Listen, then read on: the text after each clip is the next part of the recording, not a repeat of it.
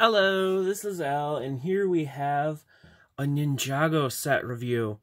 This is Journey to the Skull Dungeons, set number 71717. Kind of interesting one. 400 pieces, and I bought it on the internet in another country, and I can't remember what the price I paid for it is. So we're not going to talk about that. We're going to talk about the set. So, first of all, just looking at it, it's pretty awesome. The lava rock work just makes it kind of pop a little bit with the gray and then the bright orange. So I like the color concept. But let's take a look at some of these little accessories here. First of all, this is extra pieces just right down here. I like throwing those on there in case people are curious. Quite a pile, actually. So this is effectively a dice. You got 1, 2, 3, and skull and a heart. And the concept with this is there's some sort of game. Now, the box came with some sort of instructions. I'll bring them up here. As you can see, this is all the sets. This is apparently instructions.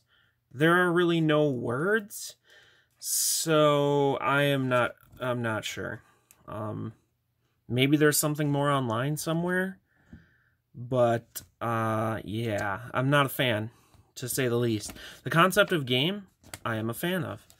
These instructions, I'm not a fan of at all. And there's something on the back, but I don't know. I mean, it looks like a map for a game, but I have no idea. No idea how you play it, anything about it. Looks really cool, and maybe I don't know what I'm talking about, but as far as I could tell, I couldn't figure anything out. Kind of disappointed. Wish there was some words there, because maybe then it would be relevant to figure it out. Otherwise, you're just kind of looking at pictures and making it up. But let's get into this. So, this is an interesting piece that's used as a dice. It is one piece, except for the one stud there. Yeah, kind of neat. The fact that it's all one piece makes it kind of awkward to use.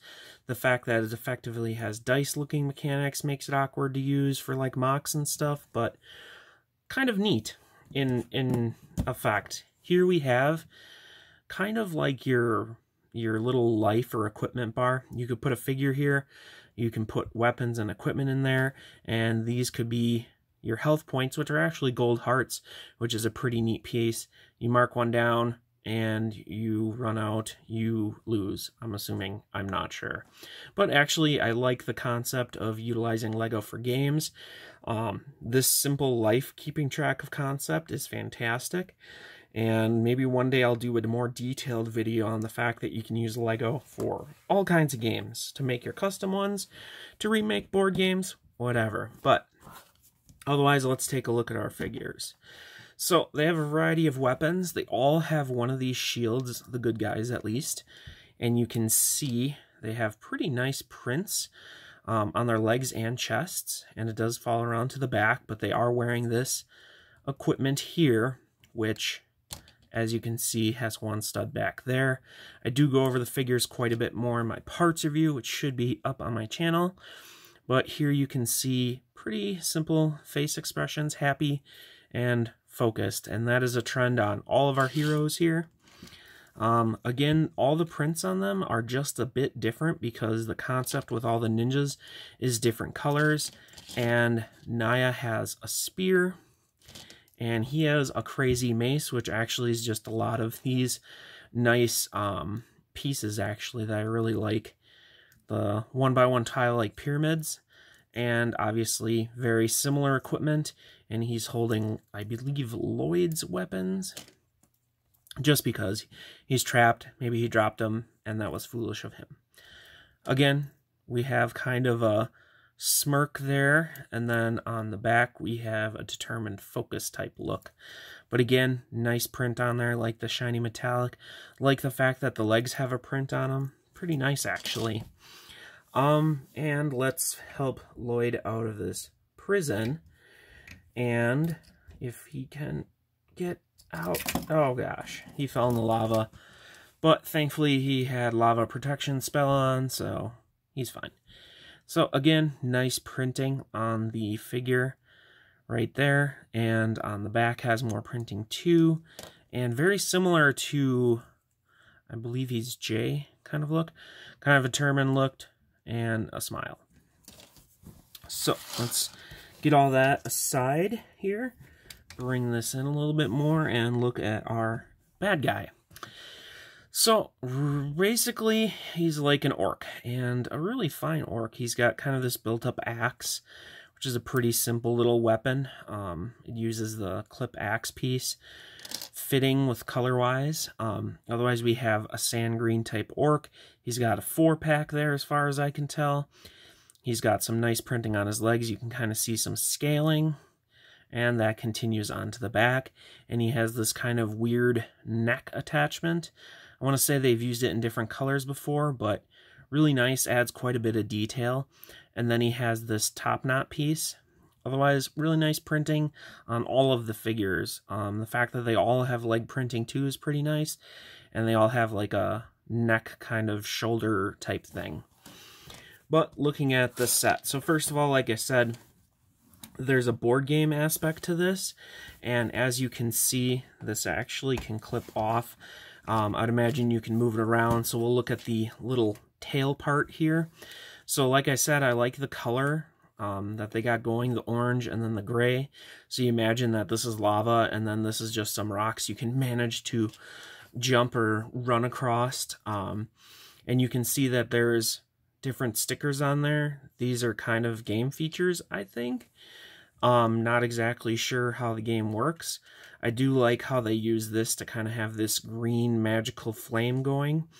And I do like that the fact that the stickers aren't like super bright or weird off color, that it makes the set look really awkward.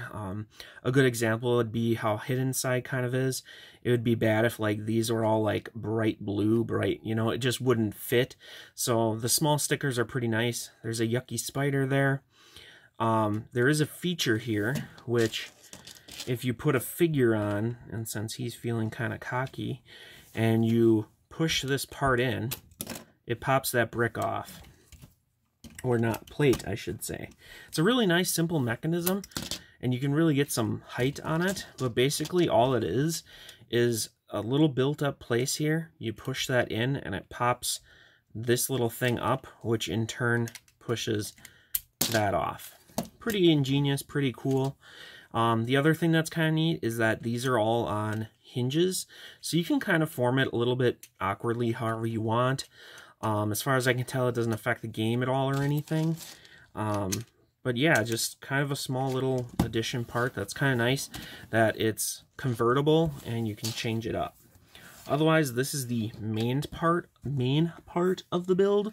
We'll start over here. One thing that I like here is how these stairs are fairly nicely built. I really like they use those weird like wedge spread plates or whatever. And you got kind of a nice rocky stair built up. Obviously there's lava here. I love the front, how they kind of use the transparent lava to make it look like it's coming kind of out of the wall. And this piece is kind of interesting, adds a little bit more texture.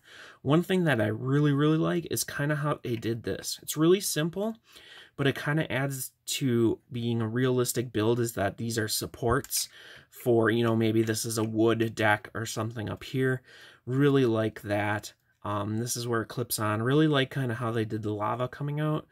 You could kind of imagine that maybe this is hotter, and as it gets less hot, it's more this orange color. But then looking up here, we have a little cooking pot with some bones in it. Maybe the bad guy was hungry and cooking something up. We have these neat flames on each side, which I think are pretty cool. And then we have this ridiculous sword, which is a new set or piece for this wave. And you can see it's black, white handle, kind of got some white writing on there.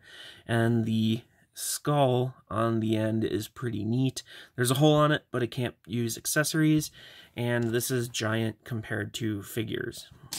But it's really cool. It's something different. I like how they kind of hang it up here, like maybe that's kind of the main goal here.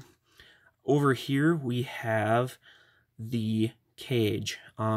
It's a neat but simple cage. Basically just opens up there. You put your figure in, close that up, it's locked in. The added feature is that this actually can spin to lower it or raise it. You can kind of see behind my hand. Actually, probably be better to show like this.